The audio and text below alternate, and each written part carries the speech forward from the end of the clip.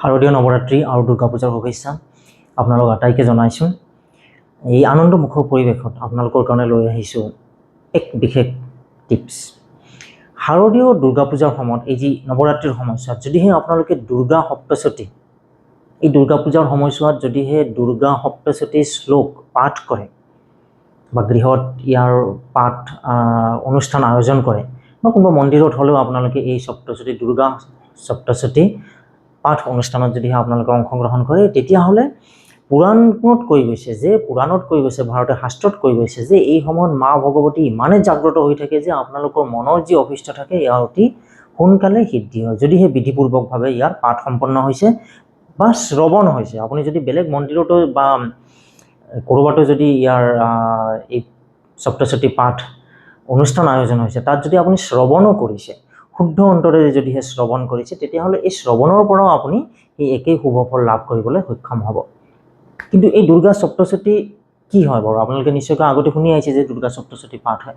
তো দুৰ্গা সপ্তশতী হ'ল পুৰাণত আছে, পুৰাণৰ নাম হৈছে মাৰ্কেন্দ্ৰেয় পুৰাণ। গতিকে মাৰ্কেন্দ্ৰেয় পুৰাণত এটা বিশেষ এই দুৰ্গা সপ্তশতী পাঠৰ উল্লেখ আছে। মুঠতে 13টা অধ্যায় জুৰি এই দুৰ্গা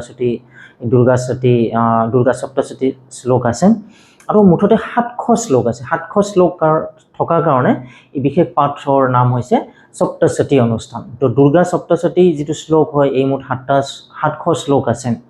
গতিকে 700 শ্লোক পাঠ কৰাৰ এই দুৰ্গা পূজাৰ সময়ত, শাৰদীয় দুৰ্গা পূজাৰ সময়ত বিশেষ নিয়ম আছে।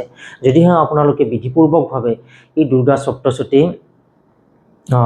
শ্লোক যদিহে পাঠ অনুষ্ঠানত যদিহে অংশগ্ৰহণ কৰে, নিজে পাঠ কৰে বা যোগ্য ব্ৰাহ্মণৰ দ্বাৰা পাঠ কৰে, আপুনি তাত নিজে অংশগ্ৰহণ কৰে, অথবা এই পাঠ অনুষ্ঠানত যদিহে আপুনি উপস্থিত থাকি তাক শ্ৰৱণো কৰে, শুনে যদিও, তথাপিও আপোনাৰ সমস্ত দোষ খণ্ডন হ'ব, সমস্ত মনৰ সমস্ত অভীষ্ট ইচ্ছা পূৰণ হোৱাৰ যোগ দেখা গৈছে মা ভগৱতীৰ কৃপাত।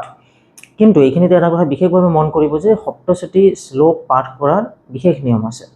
এয়া অযুগ্ম সংখ্যাতহে পাঠ কৰিব লাগে। অৰ্থাৎ আপুনি 700 শ্লোক যিটো আছে দুৰ্গা সপ্তশতী শ্লোক, দুৰ্গা সপ্তশতী আপুনি এবাৰ পাঠ কৰিব পাৰে, 700 শ্লোক সম্পূৰ্ণৰূপে এবাৰ পাঠ কৰিব, অথবা 3 বাৰ কৰিব পাৰে, 5 বাৰ কৰিব পাৰে, 7 বাৰ কৰিব পাৰে, 9 বাৰ কৰিব পাৰে, 11 বাৰ কৰিব পাৰে।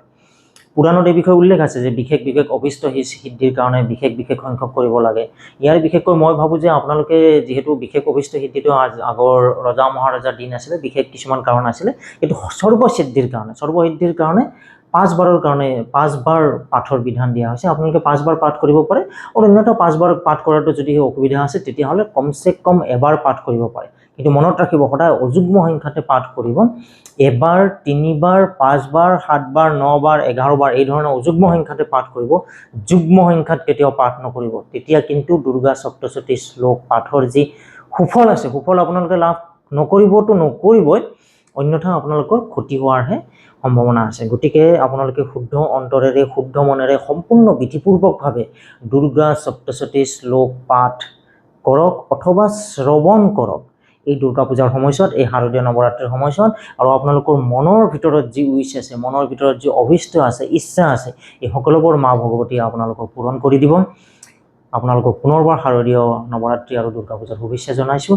এক আনন্দময়পূৰ্ণ জীৱনৰ, এক আনন্দময়পূৰ্ণ সময়ৰ শুভকামনাৰে এতিয়ালৈ সামৰিছোঁ। ধন্যবাদ।